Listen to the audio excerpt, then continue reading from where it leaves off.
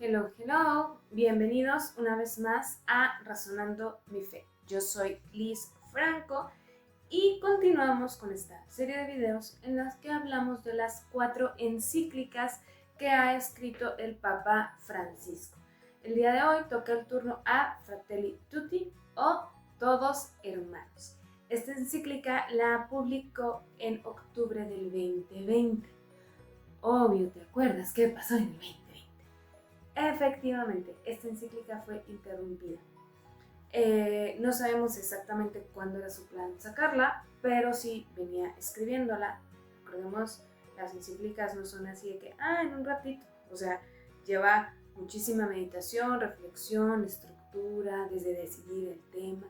Es un proceso largo. Ya la había empezado a escribir el Papa, se atraviesa la pandemia del COVID. Ustedes podrán imaginar que tenía otras preocupaciones en la cabeza y ya cuando un poquito se empieza a estabilizar y empezamos a salir del bache, poquito, es ahora sí cuando la publica. Si a mí me preguntan cómo describiría al Papa Francisco, en una palabra, abrazo. O sea, siento que sus mensajes, sus escritos, sus homilías, son como un apapacho, siempre, a todos.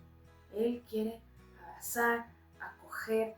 De lo primero que dijo cuando lo eligieron papa, que salga a las periferias, quiero pastores con olor a oveja. O sea, si se fijan, el Papa Francisco es muy de gente, muy de apapachar, muy de querer, de acoger. Y esta encíclica totalmente es Fratelli Tutti, hermanos todos, y habla acerca de la amistad para todos. Y una vez más, al igual que Laudato Si, no tiene destinatario. Está dirigida verdaderamente a todo el mundo. Así que el Papa ya te escribió otra carta. ¿Esta sí la vas a leer? Si no tienes chance, no te preocupes, yo te la platico. De todas las encíclicas que ha escrito el Papa Francisco, esta es la más larga, tiene 8 capítulos y el día de hoy iremos diciendo algunas ideas principales de cada uno de ellos.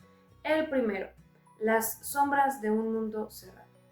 Va a poner sobre la mesa la realidad en la que vivimos. Dice, es que sabemos que nacimos para estar en comunidad y a nivel de países se han hecho esfuerzos, por ejemplo, la Unión Europea o países en Latinoamérica, etc.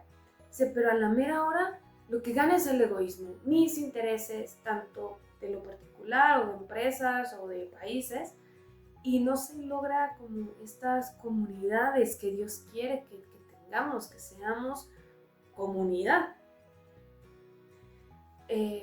Vuelve a hablar de esta cultura del descarte que ya había mencionado en Laudato Si, como todo es desechable. En Laudato Si lo va a enfocar un poco más hacia las cosas que provocan la contaminación, aquí más hacia las personas, que en los dos va a mencionar las dos, pero el objetivo de la encíclica pues se presta más a un lado o al otro, en el sentido de que ahorita me sirves, te quiero, me dejas de servir, te desecho. Y dice Papa, es que estamos acostumbrados a eso y eso está muy mal. Dentro de esta cultura del descarte habla como cada vez muchas parejas deciden no tener hijos, pero desde un punto del egoísmo. Ese es el problema, que nos cerramos a la vida. Y el mismo caso lo menciona con los ancianos. Como ya no son productivos, pues se relegan, se olvidan, se tienen en el abandono. Y él dice, a ver, espérate, hay que abrirnos a la vida en absolutamente todas sus facetas. También nos va a hablar acerca de los derechos. Todos tenemos derechos. Está la Declaración Universal de los Derechos Humanos. Y dice, sí, en papel. Pero en la realidad hay muchas personas que no gozan de todos esos derechos, que viven en situaciones completamente inhumanas.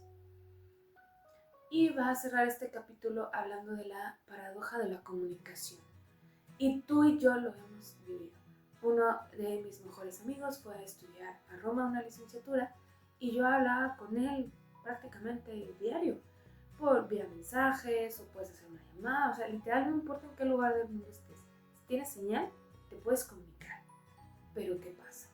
Estás a la mesa y todos en el celular. El segundo capítulo, la verdad, me llamó mucho la atención el título. Se llama Un extraño en el camino. Y la verdad, me imaginé muchas cosas y ni al caso no le tiene. Este capítulo nos va a hacer una, pues no sé si se puede llamar exégesis, una meditación acerca de la parábola del buen samaritano. Esta parábola, que encontramos exclusivamente en el Evangelio de Lucas, empieza porque un maestro de la ley le está hablando con Jesús de qué hay que hacer para ganar la vida eterna, y le dice: Jesús, ama a Dios y ama al prójimo. Y el maestro de la ley le dice: ajá, ¿quién es mi prójimo? Y ¡pum! Jesús avienta esta parábola para recordar qué pasó. Una persona iba pasando de Jericó a Jerusalén, un comerciante lo asalta, lo dejan casi muerto, y pasa un sacerdote, lo ve y le saca la vuelta. Pasa un levita, lo ve y le saca la vuelta. Pasa un samaritano, lo levanta, le venda sus heridas, lo lleva a un hostal, paga su hospedaje, deja un poquito de más para lo que se ofrezca y todavía dice: si te hace falta, cuando regrese te lo pago. Y Jesús pregunta: ¿quién fue el prójimo de este comerciante? A lo que el maestro dice: el samaritano. Ok, aquí hay un montón de cosas que hay que tener en cuenta. Primero, el texto no inicia con el asaltante o con los asaltantes, inicia cuando ya pasó. Parecido a lo que está planteando aquí el Papa en su encíclica. O sea, el primer capítulo es: así están las cosas. ¿Cómo llegamos ahí? ¿Quién sabe? Así están las cosas. ¿Qué vamos a hacer al respecto? Igual en la parábola, ya pasó. Ya está la persona ahí, está malherida, ¿qué vamos a hacer al respecto? Y dice: a ver, ¿quién eres? ¿Cómo es posible que hayan sido personas religiosas? El sacerdote, el encargado de los sacrificios en el templo, el levita, que vendría siendo un primo hermano de lo que hoy conocemos como los acólitos, un servidor en el altar. Personas completamente religiosas que cumplen la voluntad de Dios y pasan de largo. A lo mejor con el pretexto: si iban a Jerusalén al templo, no podían entrar en contacto con la sangre porque quedaban impuros. Y entonces uno pudiera pensar: no, pues es que tenían que llegar a misa y no podían contaminarse. Sí, pero dice el Papa: a ver, ¿cuántas veces ponemos pretextos o solo tenemos una fachada y no nos preocupamos verdaderamente por el otro? O sea, si somos personas que hacemos apostolado, que decimos seguir a Jesús, pues ejecutemos, hagámoslo vida. Que no se quede nada más en palabras, en una fachada, etc. Por otro lado, quien lo ayudó, no es coincidencia que Jesús haya dicho que fue un samaritano. Los judíos y los samaritanos no se tragan, se odian con odio jarocho. Los judíos, practicantes de la ley, devotos, religiosos, encuentran pretextos para no ayudar a su hermano. Y este samaritano le valen los prejuicios, le vale la historia de rencor, de odio, de todo, y lo ayuda. Hay que ser ese samaritano. Y por último, la persona enferma. El enfermo tenía todos los argumentos para caer en la desesperación, para renegar de Dios. Nosotros no sabíamos, a lo mejor era un buen judío, pero la providencia no falla. Y aquí es a través del samaritano. Si tú estás pasando por un problema complicado porque no sabes cómo salir, no te preocupes. La providencia no te va a fallar y te va a mandar a alguien, a un amigo, a un enemigo, un conocido, un desconocido, no sé, pero vas a salir de ahí. Y finalmente el texto termina con Jesús preguntándole al maestro: ¿quién es tu prójimo? ¿Quién es el prójimo? Prójimo significa próximo. Uno pudiera pensar: mis papás, mis hermanos, mis hijos, mis amigos. Y el maestro de la ley contesta: el samaritano. Ok, la persona más lejana, en teoría, se vuelve el prójimo. Entonces, ¿a qué nos invita Jesús y el Papa, escogiendo este texto para ponerlo en la encíclica? A que hagamos prójimo a los demás. Que no me espere a que esté en mi círculo para ser buena persona, para ayudarle, para estar al pendiente. No, hagamos prójimo a todos, a los que nos caen bien, a los que no, a los que están cerca y a los que están lejos.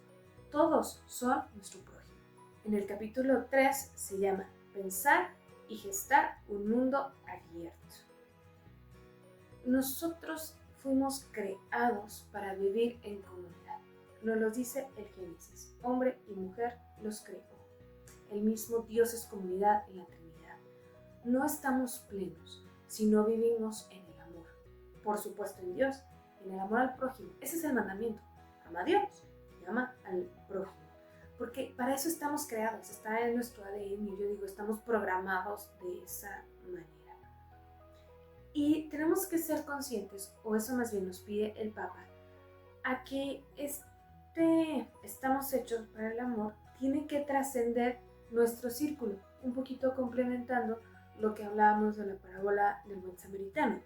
No nada más es con mi mamá, con mi papá, con mi esposo, con mis hijos y ya, sino que este tejido de amor, por llamarlo de alguna manera, se tiene que abrir a todos, a los que conoces, a los que no conoces, a los que te caen bien, a los que te deberían de caer bien, a todos.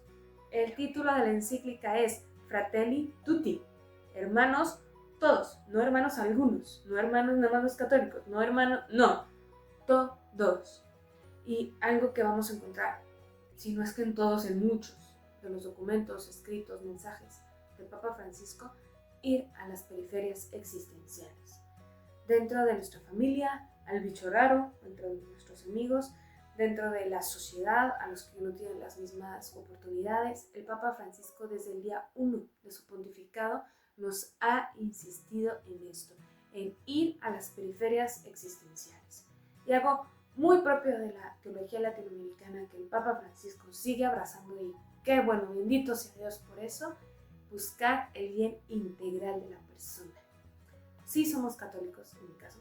Soy cristiana, soy católica, pero ¿qué crees? También soy mexicana, también soy hija, también soy amiga, también trabajo, tengo un trabajo de oficina, también hago apostolado, tengo coros, me gusta predicar, me gusta ver deportes, me gusta estar con mi familia, jugar juegos de mesa. Soy una persona completa, no solamente soy católica. Entonces, la intención o el objetivo de cada uno de nosotros como católicos es buscar el bien integral de todos. El capítulo 4 se titula Un corazón abierto al mundo entero. En este capítulo el Papa se va a enfocar un poco más en los problemas migratorios. Él dice, ¿qué mejor que cada país fuera suficiente para retener a su gente, para no tener que separar las familias, que diera las oportunidades? Pero lamentablemente no es así. Lamentablemente la gente tiene que trasladarse, buscar mejores condiciones de vida e invita a los países y a las sociedades a no hacérselas complicadas. O sea, por un lado, haz lo que puedas dentro de tu país para que no se te vaya la gente, y ya si de plano no puedes, a los que las reciben, pues trátalos bien. O sea, no dejamos de ser personas, no por no estar en nuestra patria dejamos de ser personas. Entonces el Papa dice, abrámonos al amor, a recibir. Por eso les digo, el Papa Francisco es un apapacho completamente y en todo sentido. Y también él dice, hay que tener este sano equilibrio entre lo local y lo internacional. No todos podemos hacer todo. A mí me gustan, por ejemplo, las montañas rusas. En México sí hay, pero no tantas. Hay mucho más en Estados Unidos. Voy a ir a Estados Unidos por montañas rusas. Es un ejemplo muy tonto. Pero no polarizarnos, no idealizar otros países y despreciar al nuestro, o de la misma manera no ser tan nacionalistas que no nos abramos a lo que nos pueden ofrecer los demás. Dice Papa Francisco, todos tenemos nuestra riqueza y otra vez todos somos hermanos. Capítulo 5. La mejor política. Él tiene muy claro que como líder religioso no va a decir vota por tal partido o tal candidato es bueno y tal. Y jamás de los jamases va a indicar a los pastores que lo hagan. Pero sí dice, y estoy muy de acuerdo con él, que no podemos dejar de hablar de política. ¿Qué busca la política? ¿Qué debería de buscar? El bien común, el bien de toda la sociedad, que todo gire armoniosamente, que todos progresemos.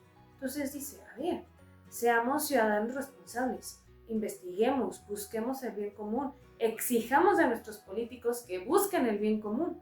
O sea, un involucrarnos en lo que tenemos que hacer como ciudadanos para que esto vaya funcionando y todo va alineado en el que todos seamos hermanos y todos jalemos para el mismo lado. Y siempre, siempre teniendo en cuenta que el centro es la dignidad de la persona. Sí lo dije en singular, pero no así de mi dignidad, de mi persona y solo yo, sino de todas las personas. Otra vez, esto va súper en línea con lo que constantemente nos está repitiendo, buscar el bien común. Si buscamos la dignidad de la persona, de la familia, vas a buscar la dignidad de la sociedad, la prosperidad de todos. Vas a ir a las periferias existenciales. Si se fijan, todo va engranado y hacia el mismo objetivo. Capítulo 6. Diálogo y amistad social. Yo quisiera resumir este capítulo en unos cuantos verbos, 5 verbos.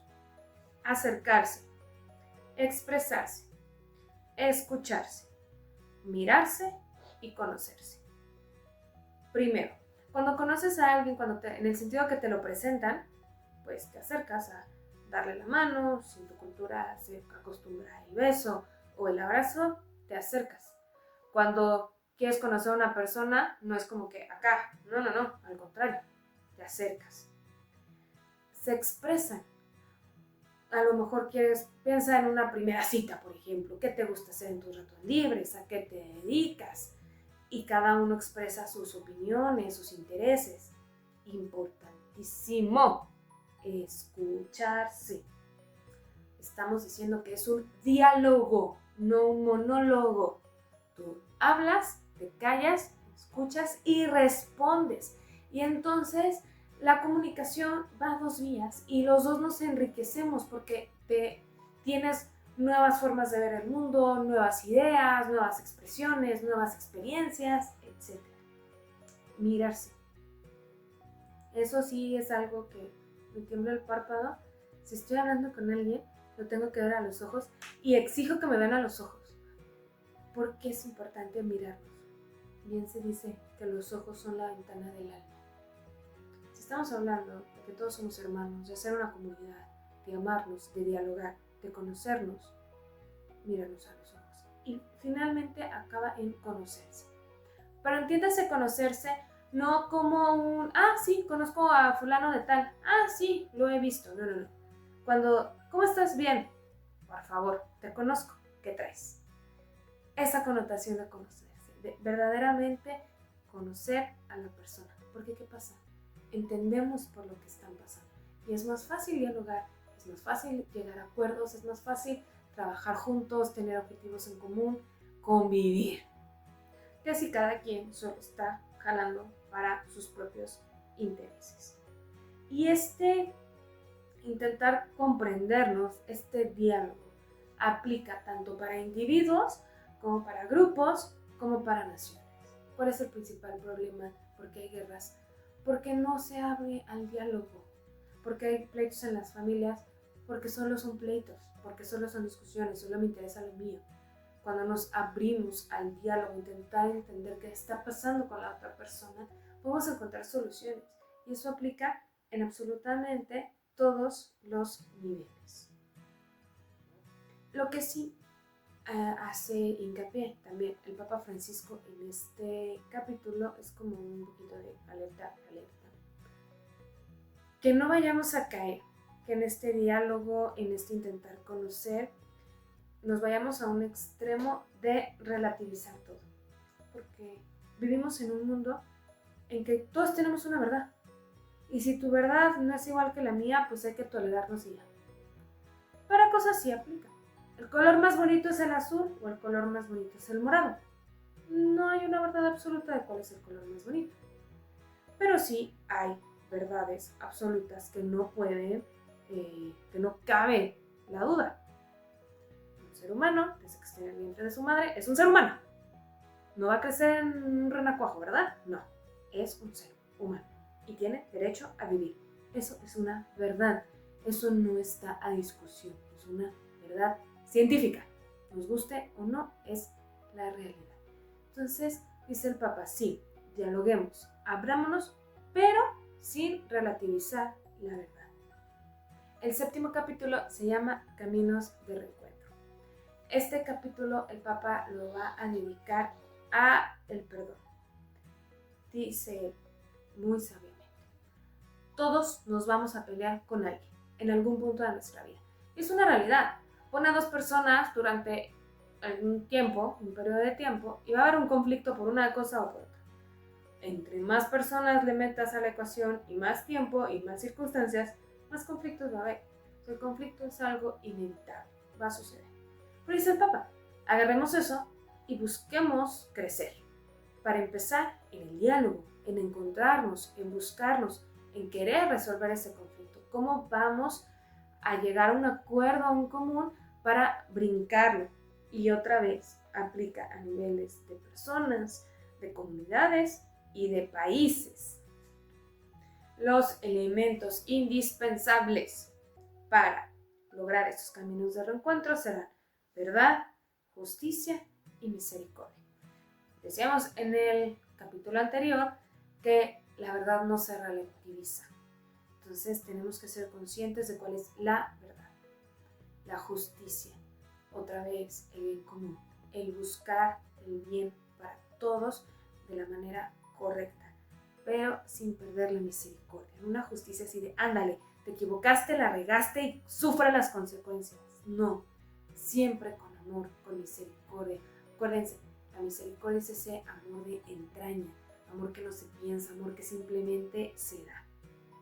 Y hace notar el Papa que el perdonar estos reencuentros después de los conflictos que nos van a llevar al perdón, o nos deberían llevar al perdón, no es de que, se me olvidó, me dio amnesia. No, no se te va a olvidar.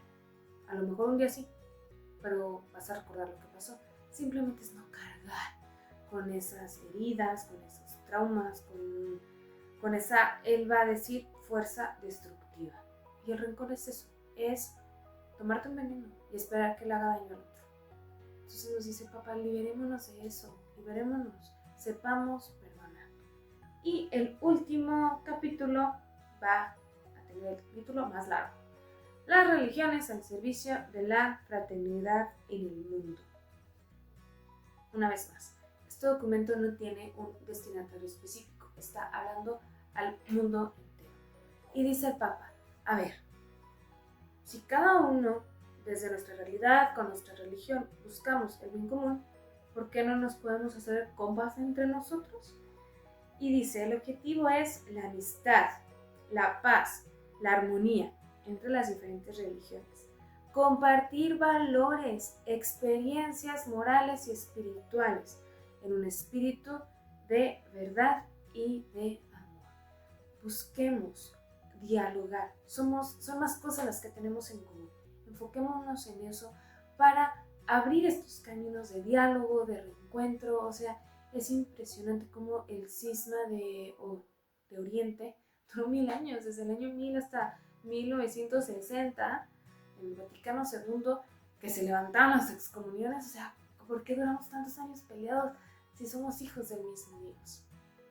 Y llama a todas las religiones a ser presente a Dios en la vida diaria. Dios no solamente está en la parroquia o en la mezquita o en la sinagoga. Dios está en todos lados y entre todos lo podemos llevar. Sí, Cristo no quiere la división, Cristo quiere que seamos uno, que sea una sola iglesia. Pero si las cosas ya están así, pues lo menos que podemos hacer es unir fuerzas. Y pide el Papa, y lo cual me pareció muy acertada de su parte, dice, por favor, en los países del mundo donde los cristianos seamos minoría, respétenos, denos la libertad. Y de la misma manera nosotros nos comprometemos que en los lugares donde las otras religiones sean minoría, les vamos a dar respeto y libertad, porque esto es mutuo, esto es recíproco. Y el mensaje principal, pues nos lo va a decir el título, hermanos todos. El Papa quiere que todos seamos uno, y no es el Papa, es Cristo. En la oración del huerto, en el Evangelio de Juan, dice que todos sean uno, como tú y yo somos uno, le dice a Dios Padre.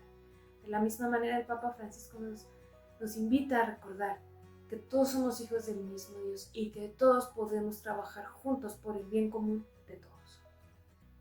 Pues hasta aquí la vamos a dejar. Si quieres aprender de la última encíclica del Papa recién salidita en el 2024, pues Nos vemos en el siguiente video. Yo soy Liz Franco. Estuviste en Razonando mi Fe. Y recuerda, razona, cree, ama y contempla.